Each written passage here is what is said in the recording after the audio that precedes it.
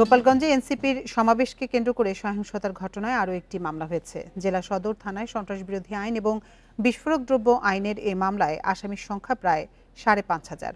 এ নিয়ে ১৬ জুলাই গোপালগঞ্জে হামলা ও সংঘর্ষের ঘটনায় মোট ১৩টি মামলা দায়ের হলো।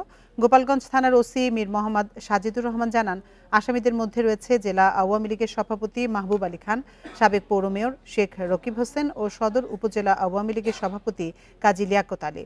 বাকিরাও সবাই আওয়ামী লীগ ও সহযোগী সংগঠনের নেতাকর্মী বলে জানান তিনি। গত ১৬ জুলাই এনসিপির কর্মসূচিতে আওয়ামী লীগ ও সহযোগী সংগঠনের নেতাকর্মী ও সমর্থকরা হামলা চালান। এ সময় আইনশৃঙ্খলা রক্ষাকারী বাহিনীর সঙ্গে সংঘর্ষে ৫ জন নিহত ও অর্ধশতাধিক ব্যক্তি আহত হন।